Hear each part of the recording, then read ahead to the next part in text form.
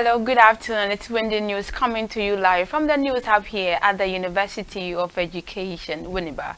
Now, coming up, President John Mahama justifies absence of information ministry under his government. Government pledges to prioritize Eastern Corridor Road project.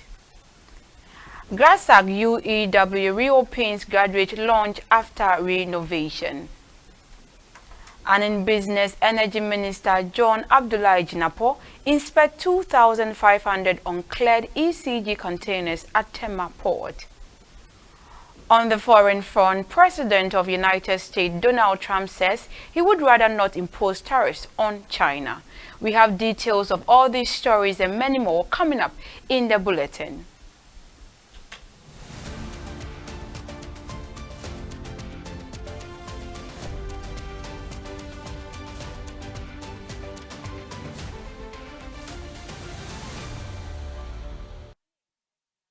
Another news in detail. President John Mahama has explained why the Ministry of Information was left out of his administration's 23 ministries in order to fulfill his pledge to reduce the size of the government while maintaining effective communication. In order to ascertain the reason behind the Ministry of Information's exclusion from the presidential list of ministries, the Ghana Journalists Association voiced concerns about the most recent alterations in the government organizational structure. President Mahama clarified during a news conference that the Information Ministry's removal is a deliberate attempt to simplify government processes and cut down on duplications. With regards to government communications, you notice that there's no information ministry in the lineup of 23 ministries that we recently announced. That was partly in response to our promise to downsize government, but then it also meant that we had to be very strategic, especially with the flow of information from government, because that's critical to the success of whatever we intend to do. The structure we put was to bring information into the presidency, and that's how come we have a Minister of State in charge of government communications, and then to make sure that we're able to anchor it with a string of strong communications professionals in the most critical sectors so that we're able to guarantee as much information flow to the public as possible. One of the things that remain to be done is to bring the Information Services Department under the presidency and modernize that organization from a civil service organization into a modern organization that gives guaranteed information flow to the public in respect of whatever government is doing. Now, still on the president, John Dramani Mahama has reaffirmed the government's commitment to enhancing the country's road system in order to boost economic output. He pointed out that completing the Eastern Corridor road construction was one of the government's top priority in the road sector. According to him, this is because of its major thoroughfare that transports a lot of traffic along the country's eastern border and transports a lot of food items from the country's northeast to marketing centers via the Volta region. Certainly roads are going to engage our attention because I think that it's one of the most important things on the hearts of all Ghanaians in terms of how we travel. And I've seen fairly good roads that were okay while we're in office that have deteriorated so badly because even routine maintenance and filling of potholes has not been done. So the potholes have grown bigger and it becomes quite a difficulty when you have to travel over those roads. So the priorities are to finish the Eastern Corridor Road because that is a main artery that carries a lot of traffic on our eastern border and brings a lot of food products down from the northeastern part of the country through Volta region to the markets in Accra. A group calling itself the Concerned NDC Disability Desk has urged President John Dramani Mahama to keep his campaign pledge of engaging people with disability in critical positions of his administration. Prior to his victory, President Mahama promised to prioritize inclusivity, particularly among women and people with disabilities, throughout his administration. In an interview with City News, the organization expressed significant worry about the omission of people with disability from 42 of the 60 cabinet appointments reviewed so far, and encouraged the president to address their issues in his upcoming selections. University story, where the much anticipated reopening of the Graduate Student Association of Ghana, launched at the University of Education, Winneba, has finally come to fruition following months of extensive renovation. The Dean of Graduate School, Professor Imrana Suleiman Abrahima, underscored the importance of making the launch available for the graduate student and asked the student body to keep the place clean and conducive for academic work. The revamped facility situated at the Faculty of Social Science Education, 3rd floor North Campus, is officially unveiling in a brief but colorful ceremony attended by graduate students, faculty members, and key university officials. The refurbishment was undertaken as part of GRASAC's UEW's commitment to improving facilities and creating a conducive environment for postgraduate students. I'm here because the Vice Chancellor or the entire management, we know the importance of postgraduate studies. And indeed, universities that have made a name, it's not the undergrad, because they have graduate studies who actually embark on cutting-edge research. And so we also want to make your stay here very conducive. As indicated by the GRASAC president, we want to treat you differently. And that's why management have decided to actually pick this place for you, so that after lectures, you don't need to be roaming about, but you have a place to relax whilst waiting for the next lecture. Unfortunately, over the years, the place was run down. But if you have an executive who thought that, look, let's revisit, and they've decided to refurbish this place, it's always good that as a Dean of School of Graduate Studies, I should be here with you and to let you know that you are the senior students. And therefore, when they give it a place like this, as much as possible, please maintain it in such a way that we may be looking for other places for you. So, ladies and gentlemen, today is not long speeches, but to let you know that we value postgraduate students. Now, the GRASAC President David Kweku explains his administration's commitment in helping the launch becoming a better place for relaxation. My name is David Koku-Hefu, the GRASAC president. Basically, the place has been under bad shape for now. And so when we came into office, after we've been inducted on the 17th of October 2024, we decided to prioritize the reopening of this place. And we cannot just reopen it without renovating. And so we renovated the inside. The ACs were not working, we were able to work on them. The chairs were spoiled, the electrical system, the fans, the lights, and so we changed a lot of things to make the place usable.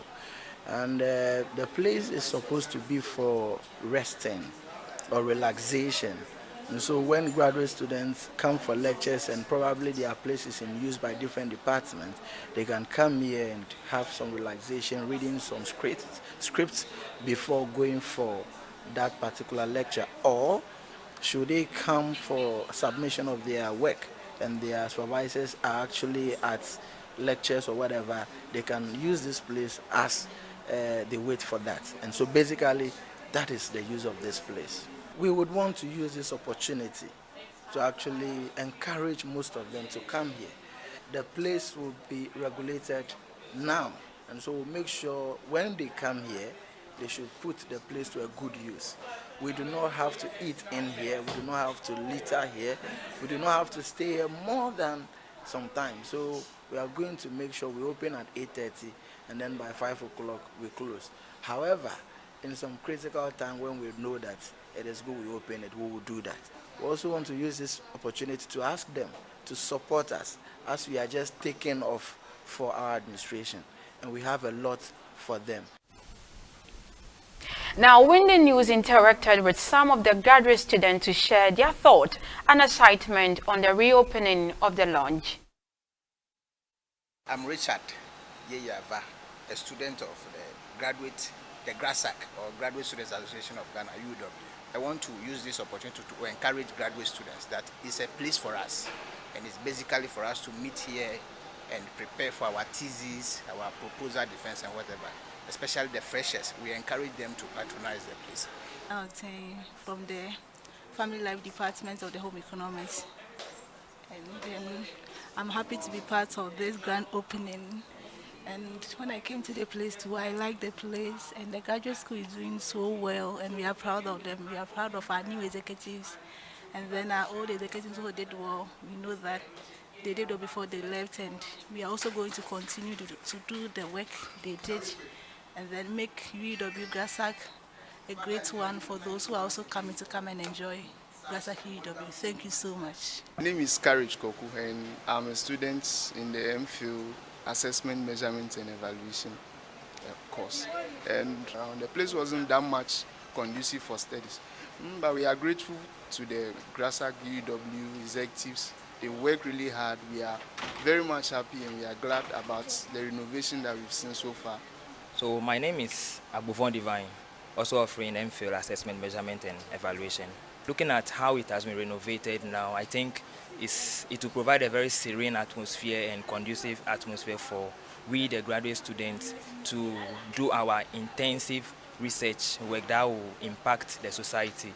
And then, well, that was the University of Education GRASAC students enjoying their new opening of the lunch. Now we go for a short break. When we come back, it's business.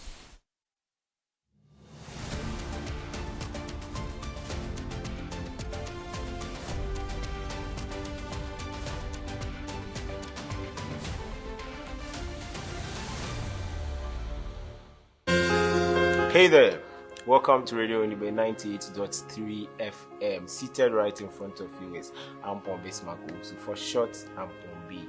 Here we say we are the ultimate in campus radio.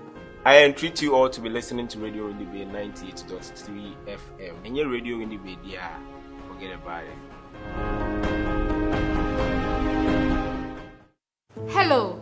My name is Amina Abisibanan, a media personality at Radio Windy Bay 98.3 FM. Kindly follow us on all our social media handles. You can find us on YouTube, Twitter, Facebook, Instagram, TikTok. Follow us on www.uew.edu.gh. We are the ultimate in campus radio. Hey there. Welcome to Radio Unibe 98.3 FM. Seated right in front of you is Ampon Bismaku, for short Ampon B. Here we say we are the ultimate in campus radio. I entreat you all to be listening to Radio Unibe 98.3 FM. And your Radio Unibe, forget about it.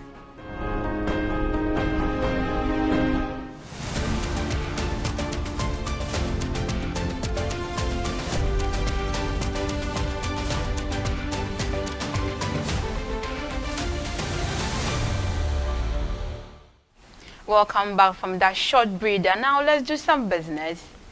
Finance Minister Dr. Kasela Tuforsen has directed the leadership of the Controller and Accountant General's Department and the Ghana Revenue Authority to work hard to meet and exceed fiscal and revenue objectives. During a discussion with the important agencies under his control, Dr. Forson emphasized the importance of fiscal discipline in driving national development. He asked the authorities to carry out their responsibilities with dedication to excellence and to leave a lasting legacy of financial stability for their country. One of its primary goals is to lower Ghana's inflation rate to single digit with a target of 8%. Dr. Forson seeks to achieve this through strong fiscal measures, particularly by limiting government spending. Now, the Minister of Energy, Honorable John Abdullahi Jinapor, has made an inspection tour of Tema Harbour to assess the condition of around 205 2,500 containers acquired by the Electricity Company of Ghana left unclear at the port. This visit demonstrates the minister's commitment to tackling inefficiencies in the energy industry and encouraging the responsible use of national resources. The uncleared containers, which include crucial commodities acquired during the previous administration, have amazed demurrage charges totaling an outstanding 1.5 billion Ghana cedis.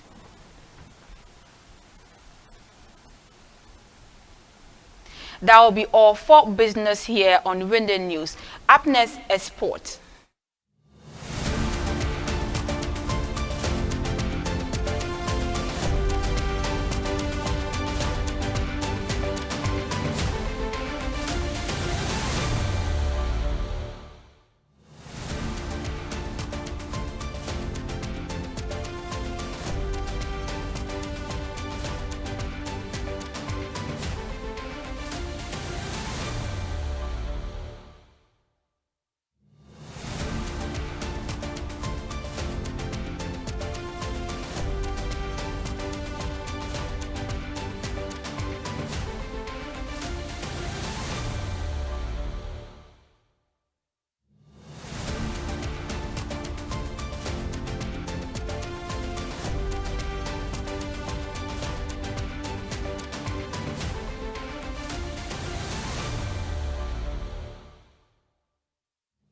Hello, good afternoon, and welcome to the sports segment here on Windy News.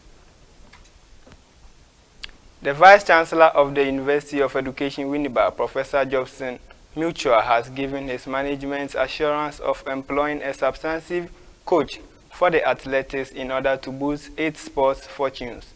Let us listen to the Vice Chancellor of UW. Thank you very much. I was there at the opening to represent management and also at the closing ceremony, and I was so much enthused and excited about your performance. You spoke about substantive coach for athletics. We are ready to support you to recruit one. You need to provide for us a person or people that you think can help us to achieve that aim. Any other thing that we need to do to make sure that we sustain our position, in Gusa, we are ready to support you. The build-up is on to the 49th edition of the annual Sports Writers Association of Ghana Awards, which is scheduled to be held this evening at Accra Conference Center. This year's awards gala is on the theme Glory and Glory, a call for the change in the national orientation and investment of sport. One critical talking point will be UW's William Amponsa in contention for the Student Athlete of the Year. Stay tuned for more on this story here on Radio Windy Bay 98.3 FM. And that will be all for sports here on Windy News. My name is Ronaldo. Up next, international news.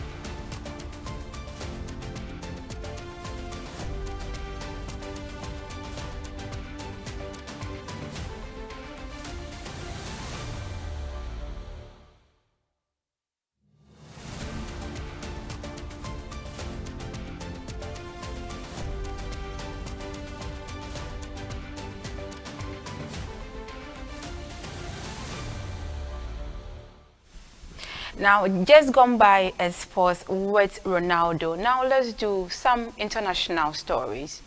Donald Trump says he would rather not impose tariffs on China after previously threatening sweeping action on the world's second biggest economy. The U.S. president said in an interview with Fox News that tariffs are their one very big part over Beijing. Meanwhile, a U.S. judge has temporarily blocked Trump's order to change birthright citizenship, which was slated to take effect in February. And finally, Japan's central bank has increased the cost of borrowing to its highest level in 17 years after consumer price rises accelerated in December. The move by the Bank of Japan to raise its short-term policy rate to around 0.5% comes just hours after the latest economic data showed prices rose last month at the fastest pace in 16 months. The Bank of Japan's last interest rate hike in July, along with a weak job report from the U.S., caught investors around the world by surprise, which triggered a stock market sell-off. The bank's governor, Kazuo Ida, signaled this latest rate hike in advance in a bid to avoid another market shock. According to official figures released on Friday, core consumer prices in Japan increased by 3% in December from a year earlier. That will be all for Windy News here. Let's take a recap of the stories that made headlines.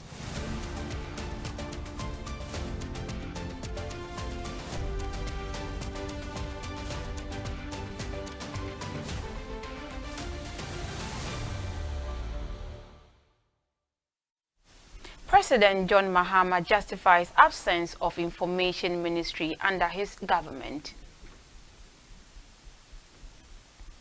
Government pledges to prioritize Eastern Corridor Road project.